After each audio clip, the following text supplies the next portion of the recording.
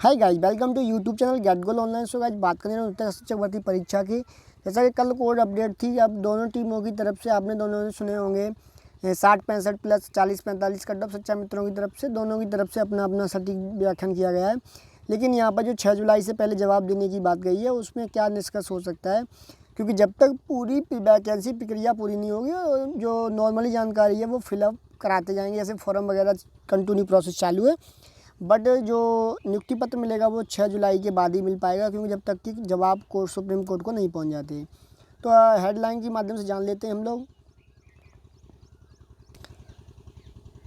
कि उन्नत शिक्षक भर्ती मामले में यूपी सरकार से सुप्रीम कोर्ट से माना जवाब मांग लिए गए। हाई कोर्ट के निर्णय के खिलाफ शिक्षा मित्र एसोसिएशन की याचिका पर जारी किया नोटिस।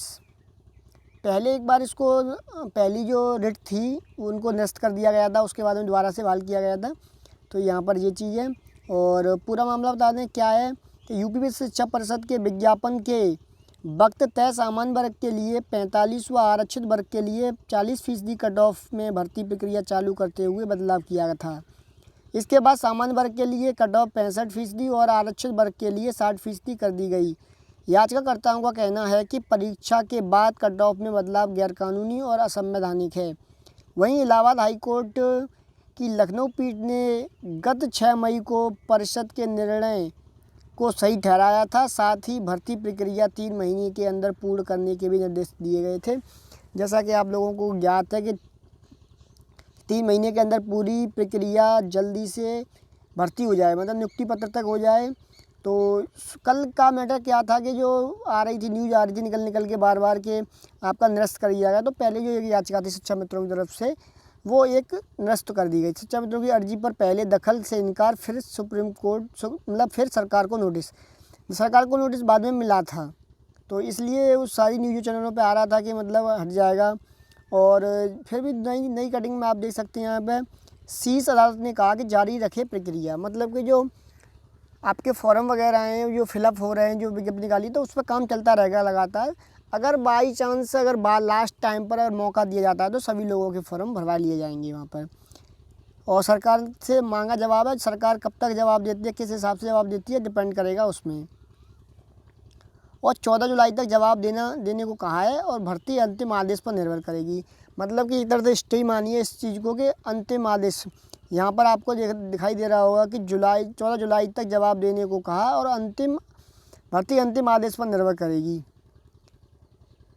तो यहाँ पर ये विशेष रही। और पूरी न्यूज़ जान लेते हैं। उत्तर प्रदेश में उन्नत शिक्षकों की भर्ती के मामले में उच्च न्यायालय ने उत्तर प्रदेश सरकार को नोटिस जारी कर 14 जुलाई तक मांगा जवाब।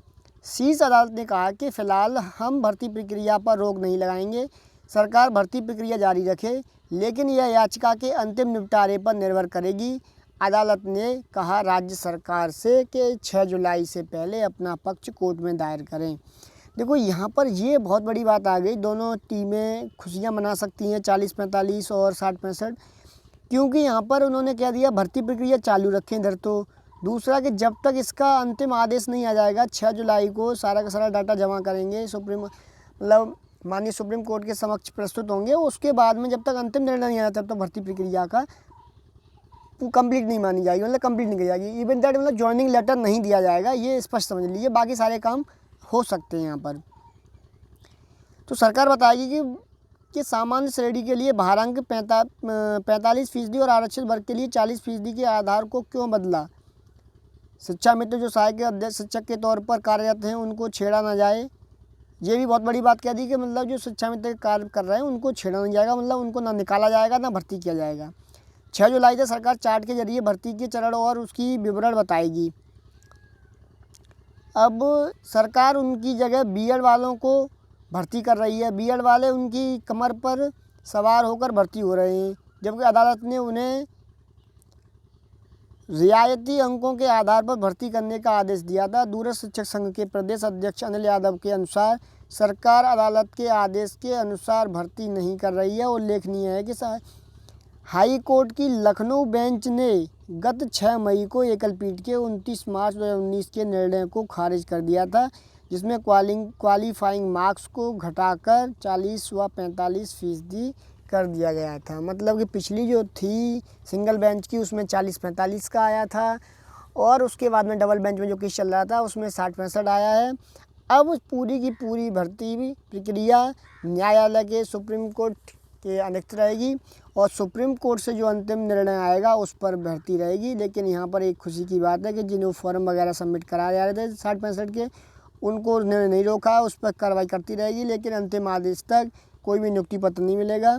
तो ये दोनों टीमों की लड़ाई है। अब आने वाले टाइम में किस तरफ पक्ष मोड़ जाता है सुप्रीम कोर्ट का, 60-65 या 40-35 वहाँ से स्टार्ट होगा।